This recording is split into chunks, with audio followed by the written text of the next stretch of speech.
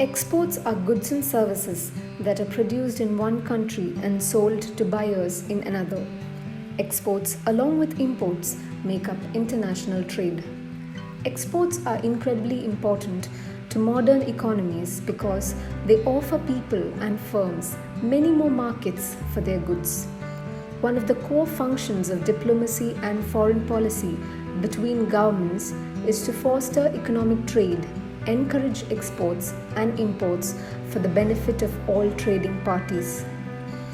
The history of Indian exports is very old. During ancient times, India exported spices to the other parts of the world. India was also famous for its textiles. Textiles and cotton were exported to the Arab countries from Gujarat. During the Mughal era, India exported various precious stones such as ivory, pearls, tortoise stones, etc.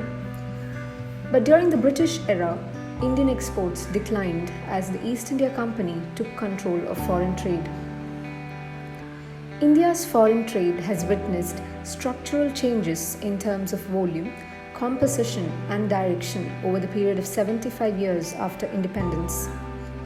Foreign trade plays a vital role to the growth and development of an economy in terms of enhanced level of production, generation of employment and income, inflow of foreign exchange at the domestic level, and strengthening bilateral and multilateral economic relations at the global level.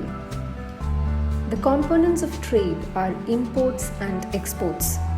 The difference between a nation's export and import is the balance of its trade. A balance of payments record a country's external transactions with the rest of the world. These transactions are recorded either as a part of the capital account or as part of the current account.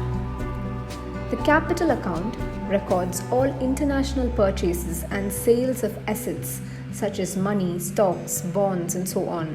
It also includes foreign investments and loans.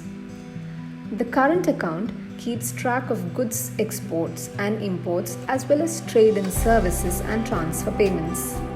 The most important part of this current account is the trade account, where we take into account the trade in goods.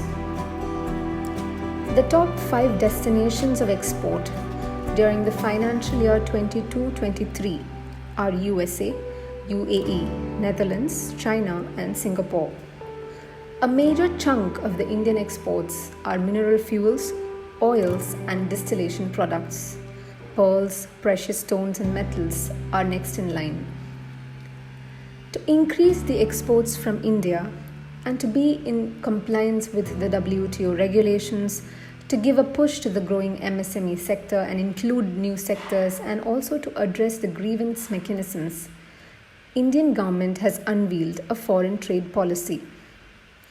It is a policy document which is based on continuity of time-tested schemes which will facilitate exports. It is based on principles of trust and partnership with exporters. India's overall exports, that is merchandise and services combined, in May 2023 were estimated to be $60.29 billion, showing a negative growth of minus 5.99% compared to May 2022. Merchandise exports in May 2023 amounted to $34.98 billion, indicating a decline from $39 billion in May 2022. However, India's service exports showed an increasing tendency. Why is there a decrease in India's merchandise exports? In the backdrop of global slowdown, the demand scenario is not looking very good as far as Europe is concerned, and in the US also we are seeing a decline in demand. Another reason could be the inflationary pressure that the major economies are facing and hence a lower demand.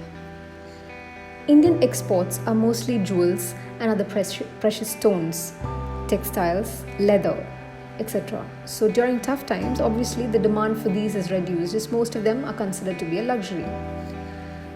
Now the reasons for the global slowdown are plenty. From tightening of monetary policy in advanced nations to the Russian invasion in Ukraine, and also the already persisting inflation are a few to say. Other challenges faced by Indian exporters are a lack of credit availability from financial institutions, particularly for small and medium-sized enterprises. Rising protectionism and deglobalization are also considered reasons for the dip in exports.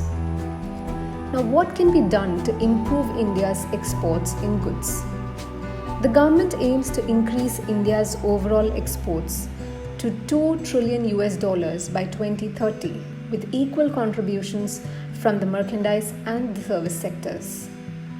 Improved infrastructure and logistics are critical for enhancing export competitiveness. Skill development programs are also important to enhance the availability of skilled labor in export-oriented industries. India also has an opportunity to emerge as a major beneficiary of the China Plus One strategy.